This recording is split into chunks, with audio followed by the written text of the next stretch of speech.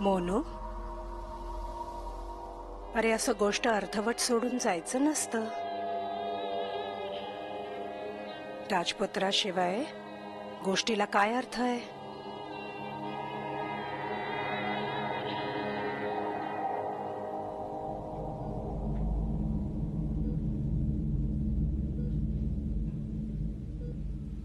मला माहिती आहे तुला सगळं ऐकू येतंय.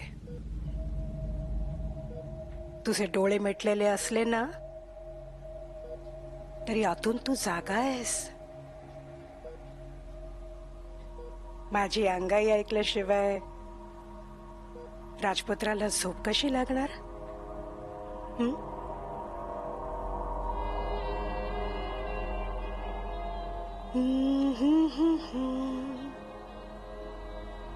ओलवतो खिडकीत काऊ अन म्हणतो बाळाला देना ग. तू इथे काय करतेस? काय विचारते मी तुला? काय करतेस तू इकडे? मी हा, तू ना अशी ऐकायची नाहीस. डॉक्टर, नर्स, डॉक्टर, डॉक्टर, कोण आहे? बघ बघ, कुणीतरी या वाचवा माझ्या मुला. नर्स, काय झालं? नर्स ती आली आहे. कोण? रमा आतमध्ये आली आहे. मी सांगितलं ना तुम्हाला, मी बोलत होते तिच्याशी इथेच.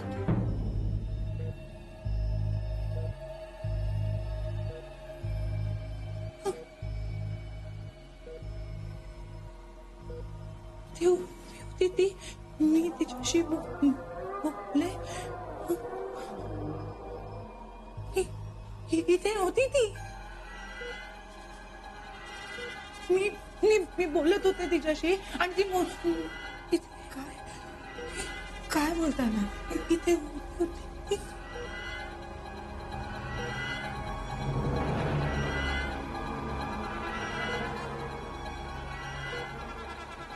इथे तर कोणी नाहीये. इथे मी होती, बोलत होती. मॅडम तुम्हाला भास झाला? भास नाही होते मला. इथे होती ती, बोलत होती.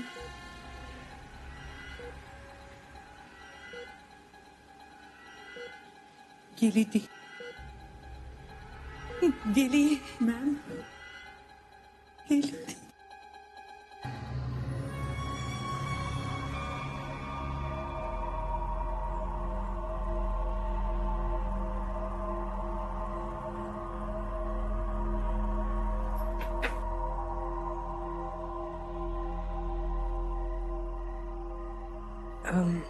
जेवलास?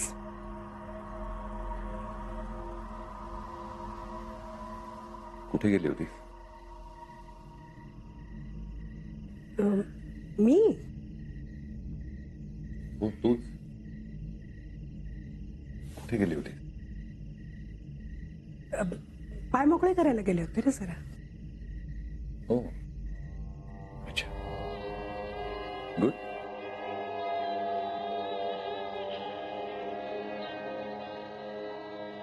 आता खरं सांग,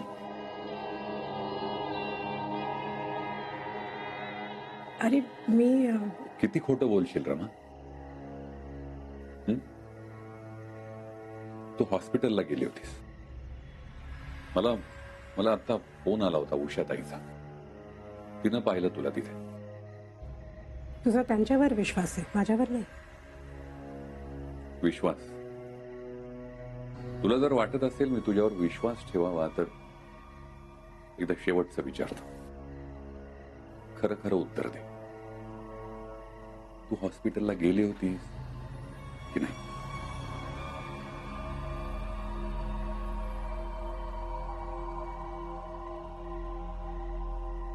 हो, गेले होते. मला मोनूची काळजी वाटली. त्याला काय झालंय, तो कसा आहे ते पाहायला गेले होते. आधी खोटं का बोलली? तू तरी कुठे खरं बोललास माझ्याशी? मोनू बरा आहे, त्याला घरी आणलंय असंच म्हणाला होतास ना? त्यातलं एक अक्षर तरी खरं होतं का? एवढा सगळा प्रकार घडला आणि तुला एका शब्दानं आपण काही बोलावं, मला काही सांगावं असं नाही वाटलं? नाही वाटलं. कारण आता माझा तुझ्यावर अजिबात विश्वास उरला नाही.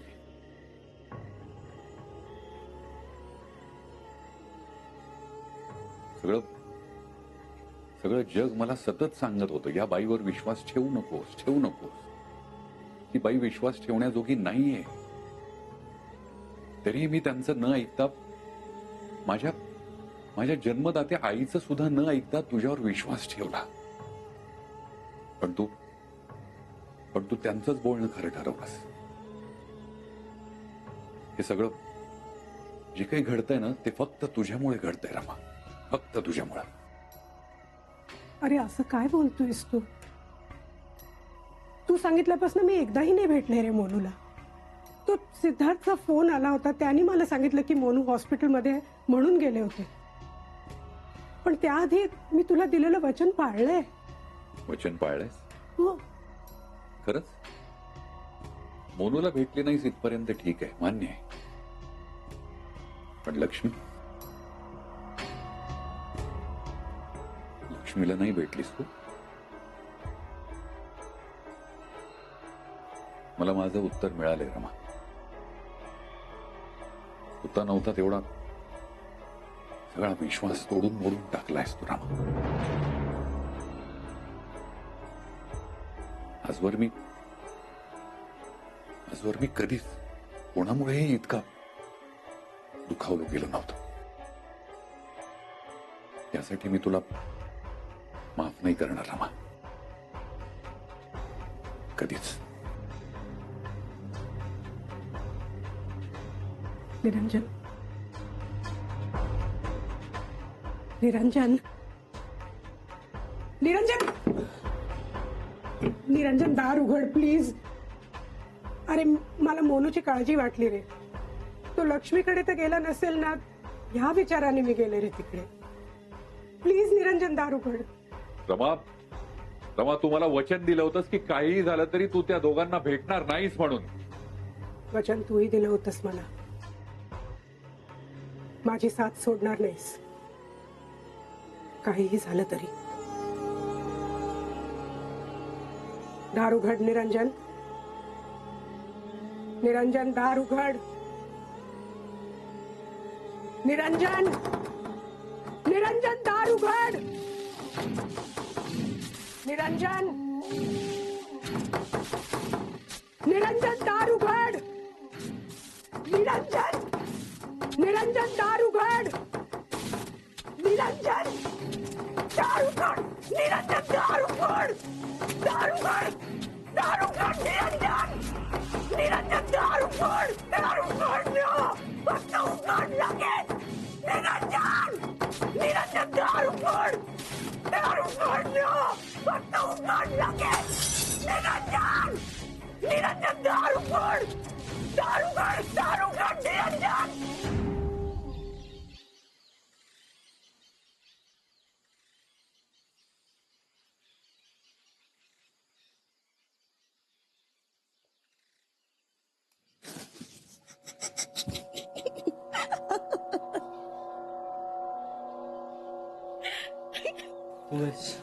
मग कोण भूत असणार आहे का? केवढा घाबरटच रे तू, एवढं दचकलास. But you know what, you deserve it. You fully deserve it. का सांग? कालपासून मी एवढे कॉल केले Siddharth, you just haven't picked up. बरं, गुड न्यूज द्यायला मी मेसेज केला तर त्याचा रिप्लाय सुद्धा नाही. हा, good news? What do you mean? तुला माहितीही नाहीये? अरे सिद्धार्थ, बाबांनी एंगेजमेंटसाठी होकार दिलाय. माहितीये का काय म्हणाले? ठीक आहे, तुमच्या दोघांना जे काही सोयीचं वाटेल तसा मुहूर्त ठरवा आणि करूया लग्न, असं म्हणाले. अरे अच्छा.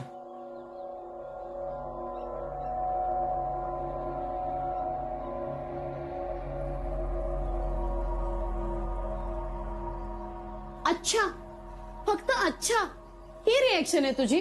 तुला माहितीये माझी काय रिएक्शन होती? बाबांनी असं सांगितल्या ना, I was like okay, I am ready. मी कंपनीला ऍप्लिकेशन केलं ट्रान्सफरचं. दिल्ली हेडक्वार्टर्स मधून मला इथे ट्रान्सफर करा सांगितलं मुंबईमध्ये. It's gonna be fun. Package थोडं कमी आहे पण I am fine with it. तू भरून काढशीलच हो की नाही? ए, काय चालू आहे? मी एवढं सगळं करते आणि तुझी रिॲक्शन काय? अच्छा. काय? सॉरी प्रियंका, पण पण काय? मला दादाची काळजी वाटते. ग्रेट. मी इथे तुझ्या समोर उभी आहे, एवढी चांगली गुड न्यूज देते आणि तुला काळजी कोणाची वाटते? निरंजन दादाची. एंगेजमेंटची एक्साइटमेंट तर खूप लांबची गोष्ट आहे सिद्धार्थ. तू आल्यापासून मला धड मिठी सुद्धा मारली नाहीयेस. अगं प्रियंका, काय करतेस? दार उघड्या, मावशी कधी आत येऊ शकते. अरे मावशी नाहीयेत घरात, त्या गेल्यात कधीच्या. मावशी गेली? हो. अशी कशी गेली? ऍटलीस्ट मला तिला सोडायला जायला हवं. अरे Siddharth listen, she must be on her way by now. मी आले तेव्हाच त्यांनी दार उघडलं, माझ्याशी बोलले आणि निघून गेल्या. तू गाढ झोपेत होतास म्हणून तुला उठवलं नाही म्हणाल्या. सिद्धार्थ, ए काय झालंय? तुम्ही काही लपवताय का माझ्यापासून? व्हॉट्स द मॅटर? हे प्रियंका, मी काहीच लपवत नाहीये. then what is it? मावशींना भेटले तर त्या एवढ्या टेन्शन मध्ये दिसल्या, तू आता एवढ्या विचारांमध्ये. व्हॉट्स हॅपनिंग? निरंजन दादा बरा आहे ना रे? हो प्रियंका, दादा बरा आहे.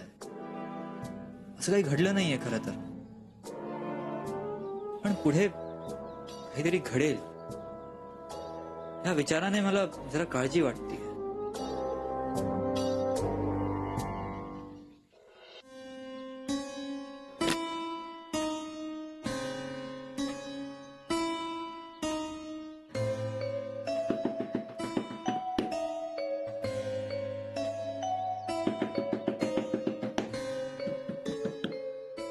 निरंजन, निरंजन, निरंजन.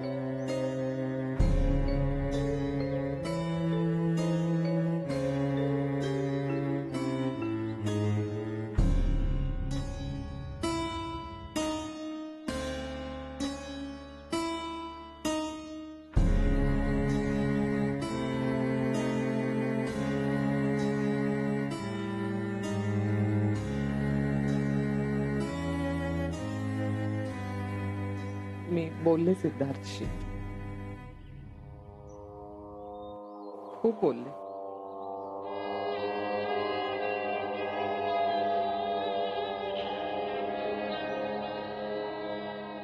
तुझ्याबद्दल.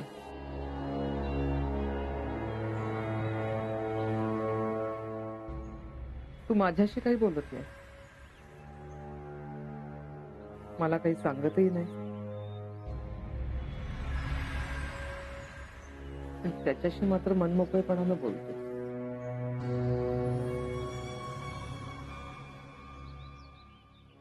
मला कळलंय सगळं, समजलंय तुला काय वाटतंय ते.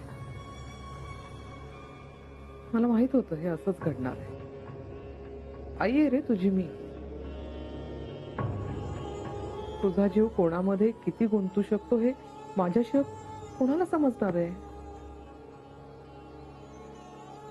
म्हणूनच आधीपासून तुला सांगत होते तिला या घरात आणू नकोस. तू खूप चांगला आहे आणि म्हणून तुझ्या नजरेनं तुला हे सगळं जग चांगलंच दिसतं,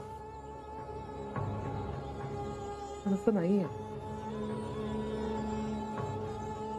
सगळीच माणसं तुझ्यासारखी साधीभोळी नसतात. तर तुझ्यासारख्या साध्या भोळ्या माणसांचा गैरफायदा घेणारी असतात. आणि हे काही पहिल्यांदाच नाही घडलं तुझ्या बाबतीत, याआधी पण घडलंय. जेव्हा मंगल या घरात आली.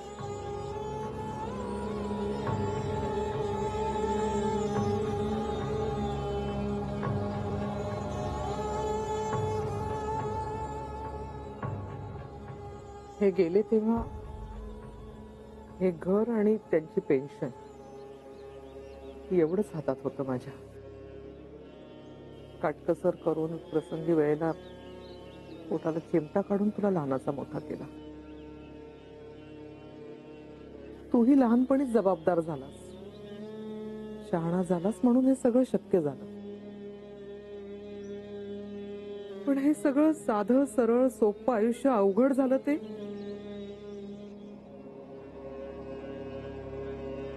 जेव्हा मंगल या घरात आली.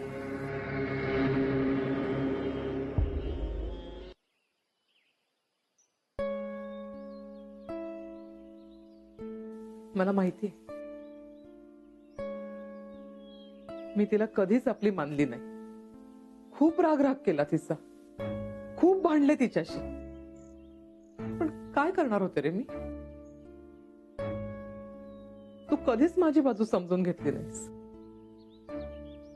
ती येण्याआधी माझा शब्द खाली पडू न देणारा माझा मुलगा मला न सांगता न विचारता तिच्याशी लग्न करून तिला घरी घेऊन येतो. माझ्यातल्या आईचा स्वाभिमान दुखावला गेला. आतून कोलमडून गेले मी. अशी काय जादू केली या मुलीने की माझ्याच मुलाला मी परखी झाली. माझ्या पोटचा मुलगा दुरावला मला. कुठे कमी पडले मी? हे आणि असे अनेक प्रश्न सतत घोंगावत राहायचे आणि मग तो सगळा राग मंगलवर निघायचा.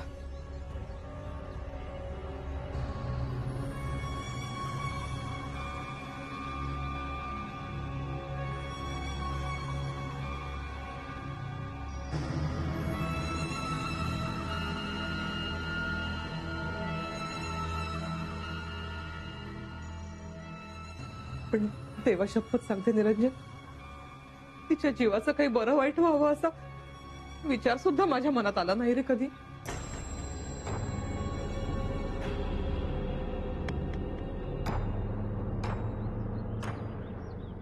ती गेली त्या दिवसापासून आजपर्यंत सतत माझं मन मलाच दोष देत आहे. तुझ्या या अवस्थेला मीच कारणीभूत आहे असं माझं मन मला सांगत राहतं. या घटनेला कदाचित मी जबाबदार असे नाही, पण पण मी नाही मारलं रे तिला. मी नाही मारलं तिला. आई पण आता सगळं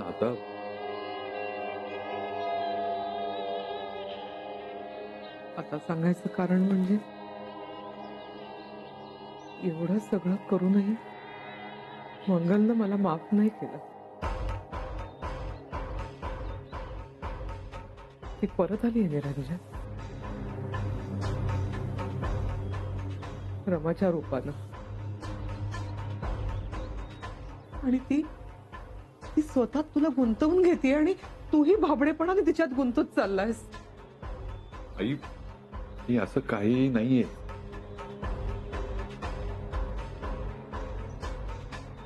तू लाख लपवशील रे, पण मला कळतं ना सगळं. तू तेव्हाही माझं ऐकलं नाही. आता तरी ऐक.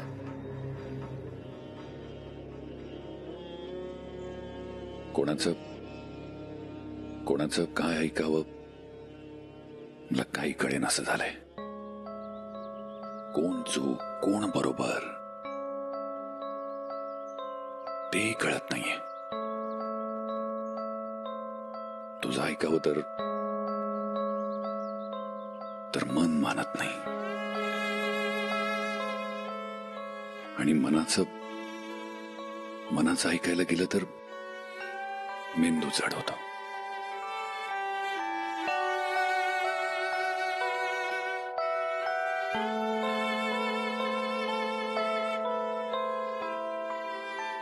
मंगल गेली त्यानंतरच्या तिच्या सगळ्या आठवणी मनाच्या कप्प्यात कोंडून टाकल्यात. अगदी कडी कुलूप लावून. पण रमा आली त्यानंतर आत कोंबून ठेवलेल्या मंगलच्या आठवणी बांध फुटाव्या तशा वाहू लागल्या.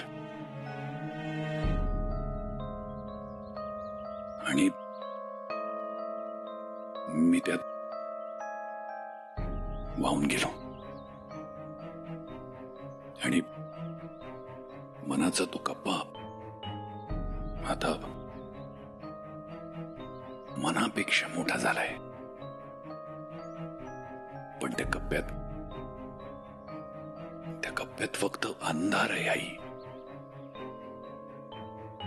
फक्त अंधार.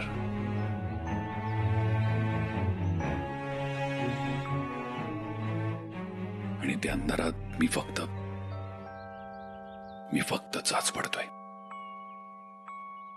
कधी त्या अंधारातून बाहेर पडायचा रस्ता शोधतोय, तर कधी तो कप्पा बंद करणारी कुलूप आणि चावी.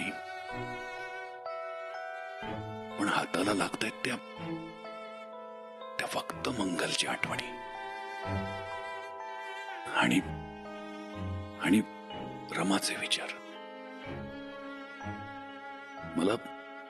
मला काही कळत नाही आई, काहीच कळत नाहीये.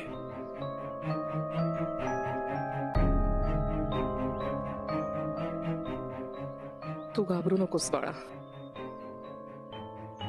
मी आहे ना. तुझी आई आहे ना,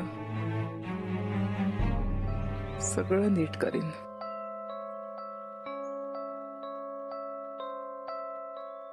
तू फक्त माझं ऐक,